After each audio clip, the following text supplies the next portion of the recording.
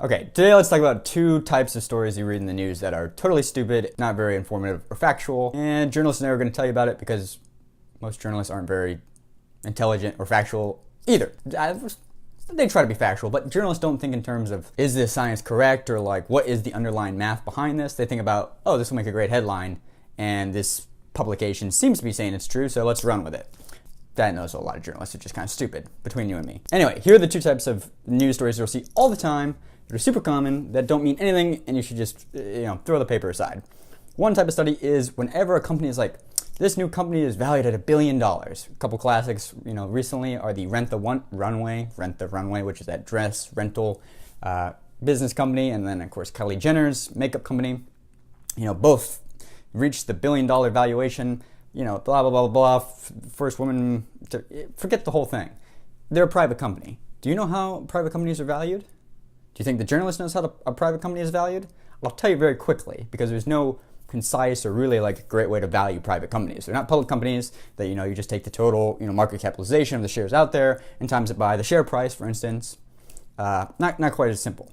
Most ways private companies are valued, I kid you not, is the private company, when they get a third party in, an arbitrator to try to value the company, they look around at their competing companies that are public, and they go, well, let's say I'm a private clothing company, moderate size in New York City, and I'm a private company, and I want to value my company. You know how they do it? They literally go and look at Gap or Madewell or whatever, and go, well, Madewell is valued at this amount of money.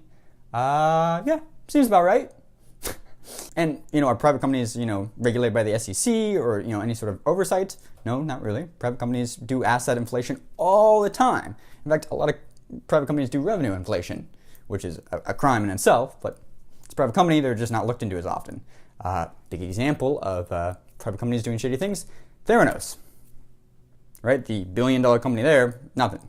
So when we take a story like the Kylie Jenner's makeup is now valued at $1 billion, or the Rent the Runway is now valued at $1 billion, what does that actually mean? It means that they have valued themselves at $1 billion. There's some third party that they've convinced to give them a valuation. Like, well, Kylie Jenner's makeup, what's your competitor? Maybe Sephora. Sephora's a public company. They're like $1 billion company, and you're doing a lot of sales. Sure, we'll call it $1 billion, like roughly the same amount of total deliverable in sales. But Sephora's been around for 100 years, and Kylie Jenner's thing has been around for 3 years. So that sample size of how they're doing year over year in sales with Kylie Jenner's doesn't really mean anything. Same with Rent the Runway.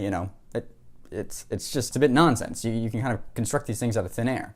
If you don't believe me, look up how you value private companies. There are no good answers to how to do it. They're done all types of different ways, and they're misvalued all the time. A really common way also is, let's take Shark Tank. When somebody says I'll give you $100,000 for 10% of the company, right? What they're saying, that Shark Tank guy is saying is he's valuing that private company at about $1 million in his mind. He's saying, I want 10% of the company and I'll give you $100,000. So 10 times 100,000 is $1 million. That's basically how they're doing just a rough valuation of the company. So they wanted to look at a private company and how much equity or VC money has been sunk into and what percent of the company they got. Then you can do a rough calculation of that valuation. But even then, it's still a bit thin air. So whenever you see a story, in the paper or online, when it's this company has now reached the $1 billion mark, or this person is now a billionaire, or if it's a private company, don't read into it. Who knows? The amount of confusion and opaqueness behind private companies really means this is a total non-story. Now, something tangible like revenue sales, that could be interesting. If Kylie Jenner's did, $1 billion in revenue sales, that's a tangible number that you can actually glean something from. But valuations, forget it. The second type of story, I'll make it quick because this video is going on long, is epidemiological studies. And those are the classic, you read in the paper, flip into the thing, people that drink 3 cups of coffee live, 5 years longer. And then you read the paper again 2 weeks later, and it's people that drink 5 cups of coffee seem to have heart attacks at an earlier age. This is the classic causation versus correlation problem, and it's exacerbated whenever you do a epidemiological study, which is kind of a mass demographic study, where you're looking down at a sample size of people and saying you self-survey them, and you found these 5,000 people, that's being generous, you found these 100 people, this study did, and they all self-claimed that they drank 5 cups of coffee, and then you looked at their history, and they had a history of schizophrenia. And you think whoa, well maybe, and we interviewed 100 people that only drink 1 cup of coffee a day and there's no schizophrenia. So from this conclusion, we can draw drinking 5 cups of coffee over 1 cup of coffee a day seems to make you more likely to be schizophrenic when it may have nothing to do with coffee. It may be people already prone to schizophrenia just happen to really like caffeine, right? And that's why they're drinking more coffee. So you can see this was, like coffee, red wine, chocolate, teas, butter, trans fats, carbohydrates, complex carbohydrates, simple carbohydrates. All these studies where you're reading in the paper like, oh, trans fats are, you're more likely to die, or like, oh, I should intake my cholesterol because now cholesterol's good and now it's bad.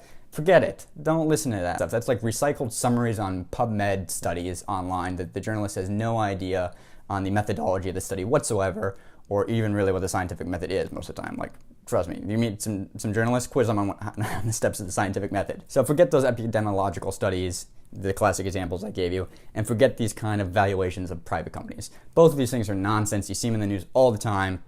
Forget it. Anyway, that's just my little journalist news of the Vice today, since I don't think, once again, many people talk about this stuff. If you want to click around and watch another video, see you guys tomorrow.